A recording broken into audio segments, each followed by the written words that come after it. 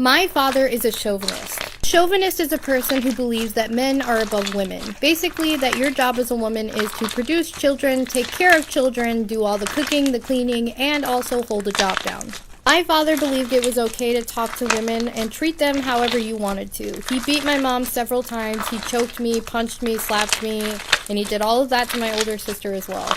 He did not treat my brothers that way. He did try to fight them when they were older and got mouthy, but he never actually touched them like he touched us. The worst part was, when I was young, I was really confused because I knew my father wasn't a good man. He was a felon, he was constantly in and out of prison, so I knew that I couldn't trust what he said, but my mom never corrected him, so I started to believe the things he would say. He told me and my older sister we would be lucky if we got jobs as receptionists or secretaries, and we would be really lucky if a man ever wanted to marry us.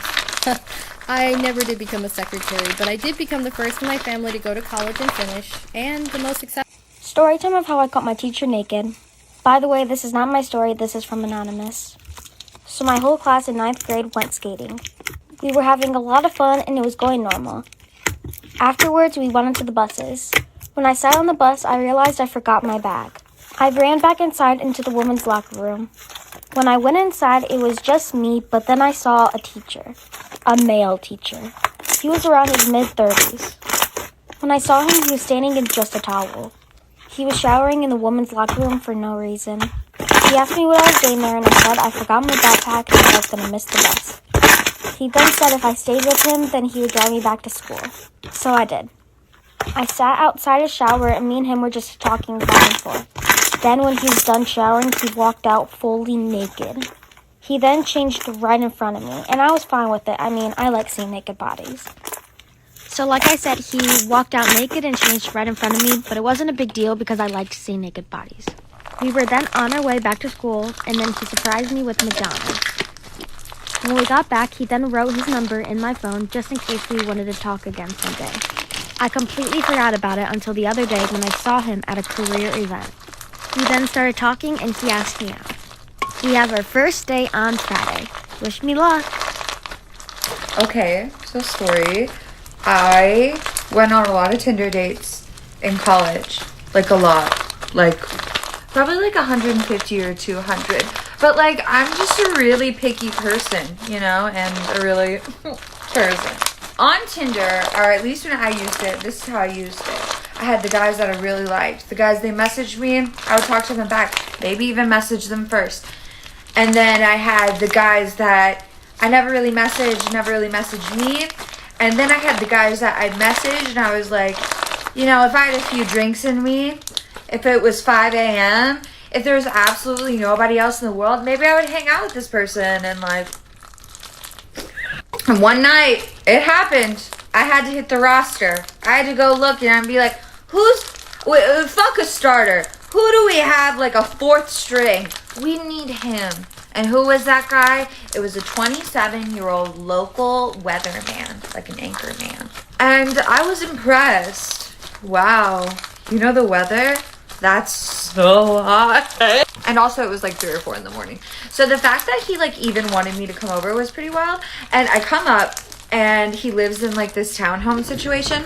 And I park and it's super pitch black. Like I can't see anything whatsoever. So when I get out, I'm like, hello. And then I bump into him. He was just standing in the middle of the street, just pitch black. And I was like, hi, are you, I don't know, let's call him Austin. Are you Austin? And he's like, oh yeah, hey. And I was like, oh, why didn't you say anything? And he just shrugged it off. Like he didn't think it was like that big of a deal, but it was the first red flag. Second red flag. We walk through the garage, walk into his living room. Look me in the eyes right now. There is fucking plastic. Wall to wall. There's no furniture. There's none. It's just plastic. And I'm like, where is everything? It kind of looks like you're gonna murder me. Because, like, let's be honest. Like, if you're going to be a murderer, you might as well be bold about it. And he makes up this excuse. He's like, oh, I'm just moving. It's not that big of a deal. Let's go hang up upstairs, you know. Luckily, there was no plastic and there was actually furniture in the bedroom. So I kind of eased up a little bit.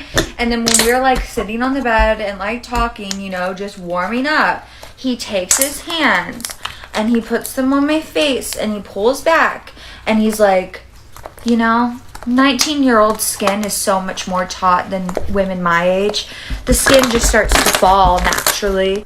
And I was like 19. And I was like, oh, that's cool. Okay, so where were we? We were at the part where my date took his, like, hands and then pulled my face skin back and was like, oh, you know, 19-year-old skin is the best skin because, like, the older a woman gets when she's my age, he was, like, 27, it naturally starts to fall.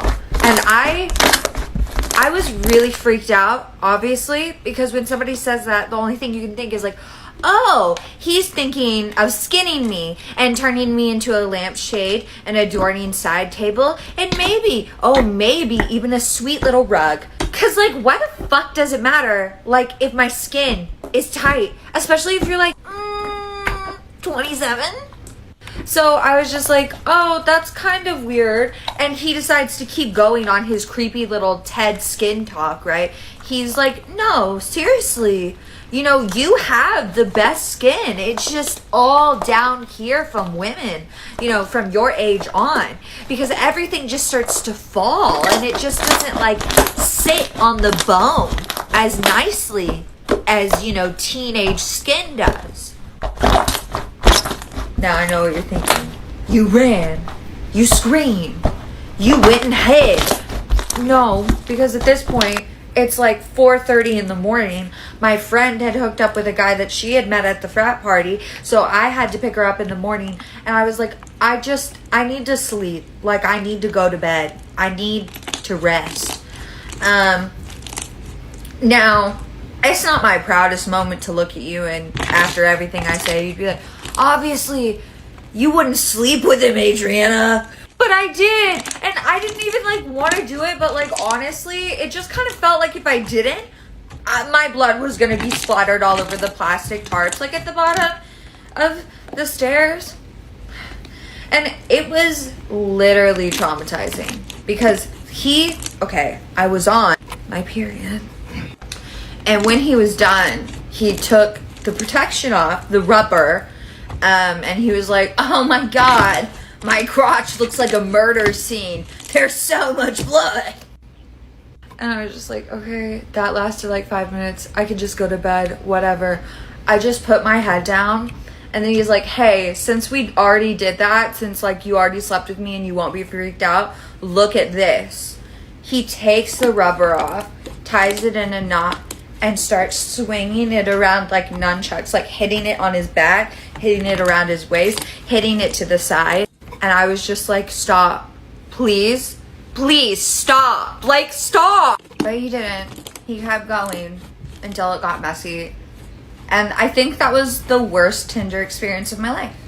Okay, so we're close enough to Halloween that I have to share with you my scariest, best, most iconic Halloween ever. Setting the tone, it's Halloween 2020, and it's a full moon in Scorpio. I went to a couple of Halloween parties, but it started here at this house, which is about 10 minutes away from mine. The thing is, back in the day when this home was built, the owner was a serial killer and buried all the bodies in his backyard.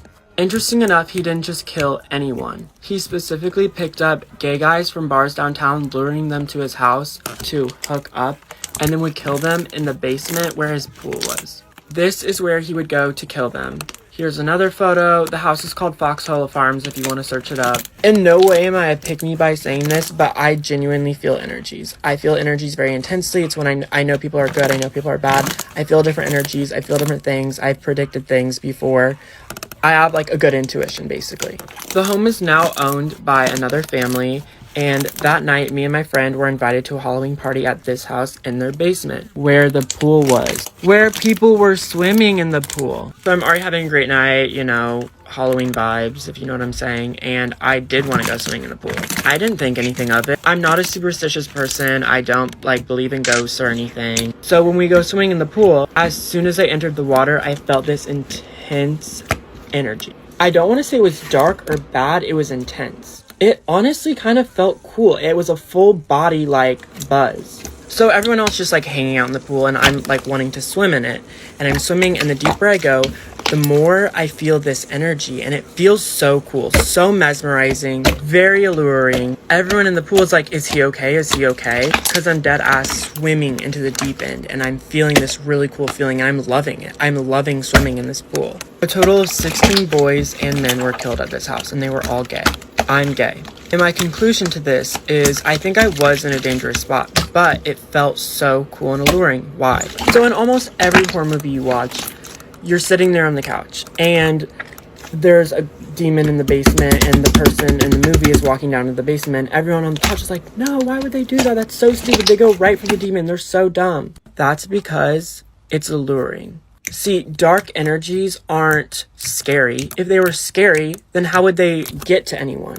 Ever since my body experienced such a dark energy, my intuition has just been stronger, and I feel things and know my intuition better because I know how the energies work better. Obviously, I got out fine. Obviously, I'm fine. I'll never forget that. I still think about it sometimes. I think it has affected me. But how am I supposed to outdo that Halloween? That was some deep a movie Halloween shit. How am I supposed to redo that without dying? Oh my god, I made such a rookie mistake. So we all stalk our exes on social media, right? I'm in a happy relationship. It doesn't mean curiosity isn't gonna get the better of this kitten. And people love to say oh, why do you care? I don't know. Why do we care when someone from our high school gets pregnant? Why do men care about hockey trades? It's whatever. Someone I used to sleep with and share my time with is alive. I'm subscribing. So whenever I'm on the toilet, I'm stalking my exes. I'm stalking people I fucked once. I'm stalking someone one of my friends fucked once. I'm curious. I get invested in people's lives. I'm an empath. I don't care if they know. You know what? Exes, if you were my ex, if you slept with me once, I stalk you. For sure. Ooh, girls Joe slept with? I know what they're up to. I'm no fool. It's called entertainment. Heard of it? Anyway, I made this really rookie mistake the other day. So recently I found a new person to stalk. One of my ex-boyfriend's brothers has a girlfriend who has Instagram, so I decided to stalk her. On the off chance she would post a picture of my ex that I could then look at on the toilet and say, good find, Sam. Where I fucked up is I stalked her from just one of my accounts. I didn't use a Finsta, I just used an account that was very easily traceable to me. But I figured, okay, one extra bitch is watching your stories. Why would you notice that? She did notice that, and she blocked that account and my dog's account and my main account. So she found out who I was and blocked me on all 3 accounts. And what I'm worried about is that she doesn't understand why I was looking at her profile. So if you're watching this, I want you to know that I mean no malintent, ma'am. I was simply looking at your profile to see if you'd post a picture of my ex, who is not your boyfriend, but your boyfriend's brother, for my own entertainment while I'm taking big sloppy shits on the toilet. I should have used a Finsta. I'm sorry. I'm just a little stupid. And I guess I'll finish this with I love you. I threw milk on my crush. This shit happened when I was in 8th grade. There was a new girl that came to our school. She was popular. All the boys wanted to date this girl. Her name was Lexi. Lexi was very attractive and she made friends pretty quickly. And she started becoming popular out of nowhere. There were boys acting like idiots trying to gain Lexi's validation and approval and trying to date her because she was very attractive and she was the new girl and popular and all that. Niggas would actually try to show out in front of Lexi just to seem cool. In my head, I knew Lexi was cute, but I wasn't trying to act like a simp or date her. I wasn't really focused on her at all. But people kept talking about her and shit. And at the time, I wasn't thinking about it. It was just kind of annoying. On a random day, Lexi got assigned partners with me in science class, and me and Lexi would work on the assignment. We got the assignment done, and me and her started to talk. And when she started complimenting me, I thought Lexi was flirting me. I got really comfortable and decided to tell her my feelings on how I felt about it. And all she had to say about me confronting my feelings for her was, okay, cool. At the time in 8th grade, I had 0 game, and I wasn't the best looking. But when she said, okay, cool, she had like a dry ass look on her face. Then there was an awkward silence between me and her after I confronted my feelings to her. And then the bell rang, and I went on to my next period. But when